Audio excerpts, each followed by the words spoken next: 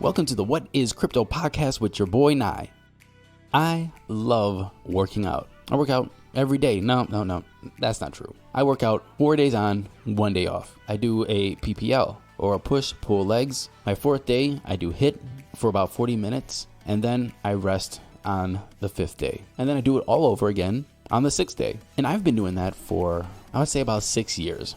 Different exercises, not always push, pull legs, but different ways to not only do strength training, but also cardio. I'm 40 years old. So I find it super important to make sure that I maintain my health, especially going forward into the 40s, into the 50s, and beyond. So it surprises me that not everybody does that. That not everybody wakes up in the morning and hits the gym, or gets off of work at night and hits the gym, go to a run, go to work out, and they don't take it seriously. It surprises me that most people get their nutrition from fast food restaurants. It surprises me that almost half of the United States is obese. It surprises me when somebody says they can't run a mile on demand, no matter what. So how do you incentivize people to work out? Is it monetary incentives? Is it a way to gamify the system? Is it a way to make it fun? Because working out is hard work. That's why it's called working out.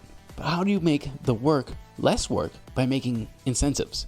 And that's what our boy Nye is here to talk about with PUML, P-U-M-L, I hope I'm saying that right, PUML, to talk about how to incentivize people to work out. Well, if you're inspired by my rant about being surprised by how many people don't work out, you can stop it. But if you're not, listen to this conversation. It might inspire you or direct you into a different direction of how to use blockchain technology, microtransactions, and incentives to get people on the treadmill. And if you like this conversation, if you like my rant in the beginning, please subscribe to us. Wherever you're listening to this, make sure you're subscribed. Leave us a comment and a rating. And also, go find us on our Patreon. Patreon.com, search What is Crypto. There's many different levels that you can contribute to the show. You can contribute to the show to help us keep putting on this podcast. We do it out of pocket. We pay the editors. We pay our hosting fees. And we're doing it for the most part so that you guys can get good information about the crypto space. Enjoy this conversation, and I'm looking forward to another rant in the outro. We'll see you after the show.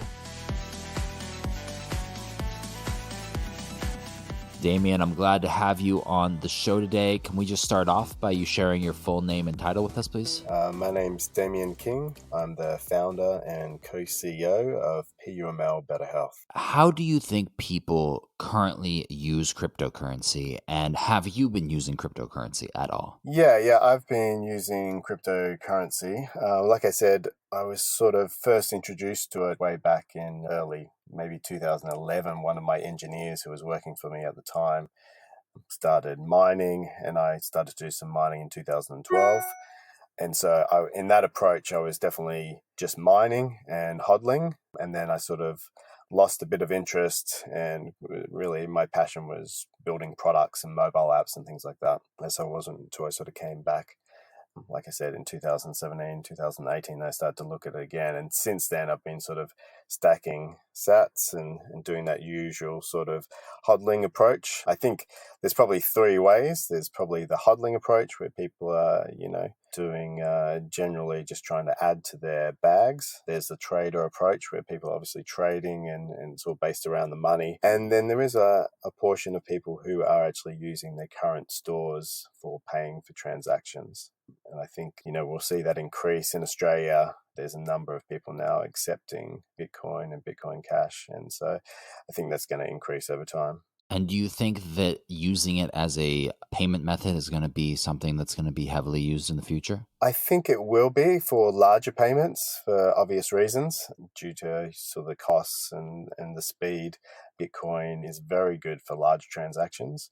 I think it's really the gold standard, and that, as a store of value, it's going to be extremely useful over time for large transactions. But I think some of the altcoins that are much faster could potentially be used as a day-to-day digital currency. Love it. All right, let's get into the meat of the conversation. We're going to talk a little bit about how we can get people, inspire people, motivate people to start working out, and how blockchain, Bitcoin, and even cryptocurrencies can be utilized in a way to help people get this motivation. But I want to set up the problem first. And I guess the problem really lies around, are people getting out of shape? Are they getting fatter? Are they getting lazier? What's your whole opinion on this? Yeah, we've done quite a lot of research, and there is a lot of research out there, but the problem, generally speaking, is that people are not moving enough, and we can solve lots of different problems, but the problem that we've chosen to sort of attack is just sedentary lifestyle. And we have children ourselves, and we love technology, and already we're seeing that from a very young age, children are becoming quite sort of addicted to the screen. I think under 5 years of age, they probably spend about an hour a day, jumps up to 2 to 3 hours after that, and then even higher in the teenage years. So how do you combat the lack of movement that technology obviously facilitates with getting healthy and outside and active? And when we look at countries like America, we see 1 in 2 adults are now either overweight or obese. And that goes out into all OECD countries, where we're seeing a real epidemic of people just not moving enough. And this obviously causes these lifestyle diseases that I'm sure you're aware of. Yeah, it's a huge epidemic, and I think it's interesting in the aspects of utilizing technology to kind of motivate people to get into better shape and things like that, because there's definitely ways that we can utilize that. But what are some of the ways and the reasons that people are getting out of shape? Is it disease? Is it just basic laziness? Like, what's your opinion on all that? It's a number of things. I think the real cause at the moment is sort of a lack of time. Everyone knows they need to be healthy and fit, but they just don't seem to prioritize it. One of the hardest things to do is to create a pattern of healthy behavior, either going to the gym or going for a run or doing something active each week. And the earlier we can sort of start that habit, the better it is for you in the long run. The less chance of you sort of forming one of these lifestyle diseases like cardiovascular disease, diabetes, having high blood pressure. And even we've just recently seen a research study done that, people who exercise in their 20s and form that healthy behavior are less likely to form cancer later on in life. So, people know what to do, but the hardest thing is to get the motivation to do it, because, of course, it's not something that suddenly you're out of shape. It takes many years of sort of bad eating and lack of exercise before you really start to see some of these issues like visceral fat forming around the organs. And I think, the lack of time, the other thing is the cost as well. To be really in shape and to do some of these amazing things that get you motivated actually costs quite a lot of money. And so again, you see in certain demographic areas, in cities, you'll see people who are less active, and that's usually where there's lots of fast food outlets and things like that. So it's sort of a vicious cycle in those areas. And then the other thing that I think we need to be really aware of, like we spoke at the outset with children, is just this movement of technology. And I think we're sort of heading to a new wave of technology with, 5G obviously going to be the facilitator of faster computing and internet speeds. And that means things like VR and AR are going to sort of move to another level that we haven't seen them before. Gaming and esports is becoming a huge thing. So when we add all these things together, it's going to mean more and more time, perhaps on technology devices, and less time sort of up and about. Do you think there's going to be some cool ways that we're going to implement like AR and VR into, or fitness into AR and VR to be able to stay in shape, but also stay on our technological games and devices and things like that? Yeah, that's definitely a big thing, is like with esports now sort of combining the physical with the virtual. And I'm sure you've heard, there's a number of companies already playing in that space, and they're starting to see excellent results. And if we're to stay on top of this sedentary lifestyle issue, then I think it's really important that these platforms do link both physical and virtual. I 100% agree. I think that's a really interesting thing. And what you said earlier in terms of like the habits and things like that, I 100% agree with that. It's all about habits.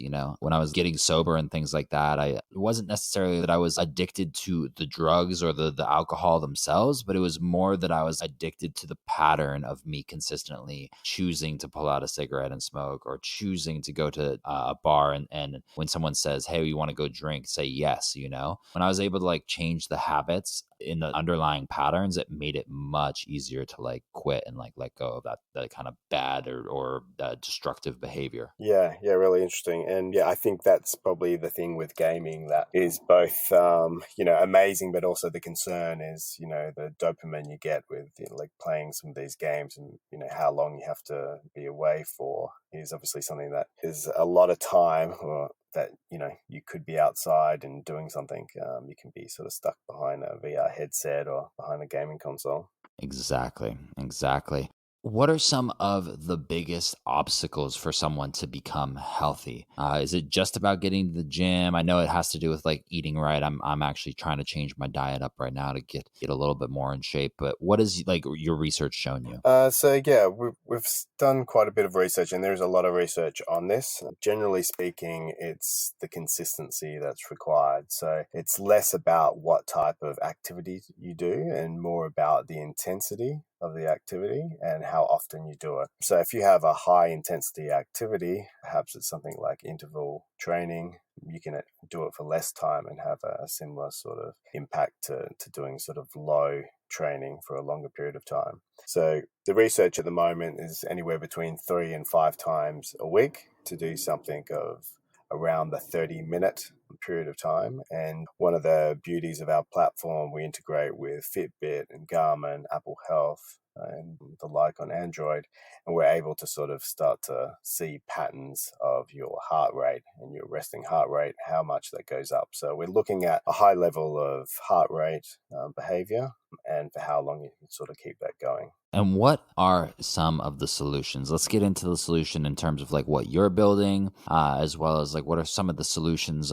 around this topic, and how can like blockchain cryptocurrencies play a role in this technological advancement of getting people to get fit? Yeah, so I think the main problem that we're solving is that motivation piece. We sort of have two elements to our platform that's sort of exciting. The first is we use our rewards token as an incentivization tool for helping people to be more motivated. And so they're rewarded with that token. It has a real value that they can redeem on health and fitness products in our marketplace, or they can redeem it directly for other cryptocurrencies like Bitcoin. The other part of it is really the data, and that's why blockchain is so great, is that at the moment so many centralized government controlled systems have access to all your data.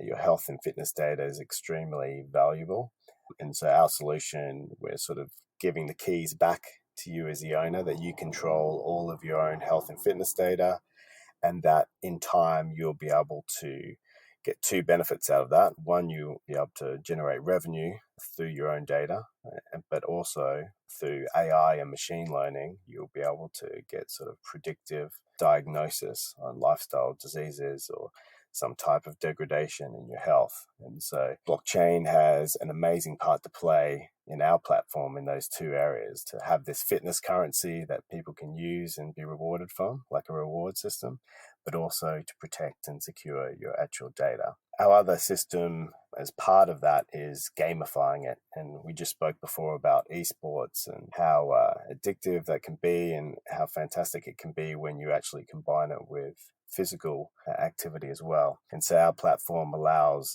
challenges like step challenges, like heart rate challenges, gym check-ins, yoga, Pilates check-ins, etc. And so you can run virtual challenges right around the world where anyone can participate just by downloading our app and checking in at one of our approved venues. So to have a leaderboard and to see your progress compared to other people and then to be rewarded for that is something that's quite unique at the moment.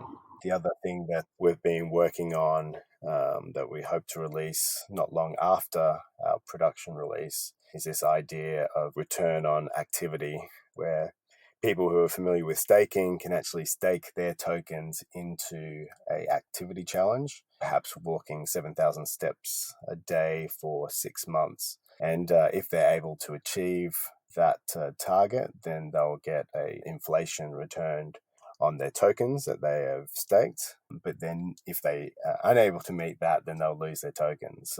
It's a great sort of way to motivate people over a long period of time as well. That's awesome. I mean, the idea of an incentive model is really interesting to me because it's like a reward structure or a rewards program only using tokenization to reward people. Obviously, you believe this has potential in the future, and I've seen a couple other people attempt it as well, and it's an interesting model that I think has potential. Yeah. There's definitely been a few people who have been playing around in this space yet. I think that's probably one of the hardest things in cryptocurrency is how can you actually lower the barriers of entry for adoption. And from my own background, having created a number of products and startups and things like that, I think that's sort of the key thing that we're trying to bring to this platform is how do we balance centralization with decentralization to still be able to achieve what we want from a low barrier of entry that can potentially have that network effect that is really going to benefit the entire industry, where we can get non-crypto people starting to receive rewards in the form of tokens. That's fantastic. It's a cool concept and a cool idea. What's development look like? How far are you guys away from this? What stages are you building at? Like, what's the next couple steps?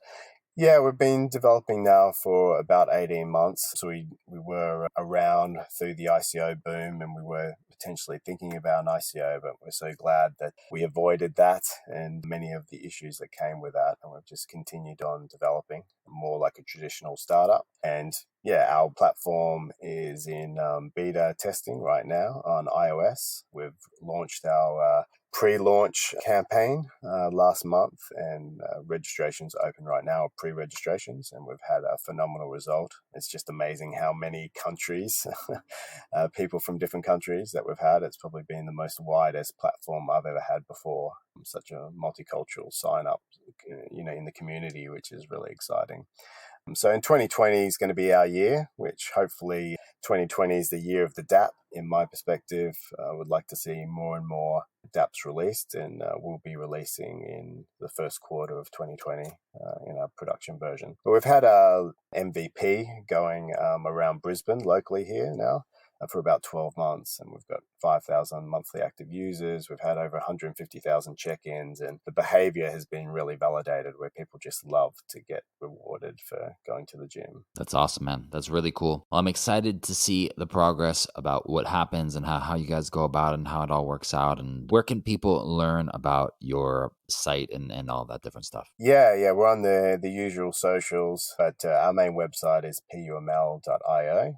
So we encourage you to sort of look along there. But follow us on Twitter, PUML Health IO, and it's the same handle for Telegram as well. Awesome, brother. Thank you for coming on. I appreciate you chatting. Thanks so much for having me. No problem. Thank you for listening to this episode of What is Crypto with your boy Nye. Look, I don't know if anybody does the DYORs. We tell them every week, do this and do that. Do you really go out and do it? I don't know. But this one, you must do. You have to do. This is the hardest one of them all. And I don't know how you want to be inspired to do this. You want to use an app on your phone. You can go to the Google Play Store. You can go to the Apple App Store. Find an app. A workout app. You can go to YouTube and find all kinds of exercises from all kinds of self-proclaimed exercise gurus. For 20-minute this or 5-minute that, find one. You can go outside and walk. You can go sign up at the gym. But what I'm asking you to do is not just to go out and find an app or find a person to watch or to find a YouTube yoga program or a Tabata or whatever. What I'm asking you to do is work out 5 minutes a day. If you don't work out 5 minutes a day for 4 days a week. That's it. That's it. Just 5 minutes a day, 4 days a week, and don't quit. Don't stop. And keep your heart rate up above 145 to 150. If you're just starting to work out and you're older, maybe you're in your 30s, maybe your 40s, just keep your heart rate up around 140, 145, 150 for 5 minutes a day, 4 days a week. And I promise you, in 3 months, you'll be have it and you're going to be craving and already doing more than 5 minutes a day. Just start somewhere. Don't say you don't have time. Everybody can carve out 5 minutes a day. Wake up 5 minutes early, put on some shoes, and go jog the block for 5 minutes. For most people, that's not even half a mile. That's your DYOR. And if you want any advice on exercising, you can pop in our Facebook group, What is Crypto? I'll be happy to talk to you about getting started. We'll see you in future episodes of What is Crypto with your boy, Nye.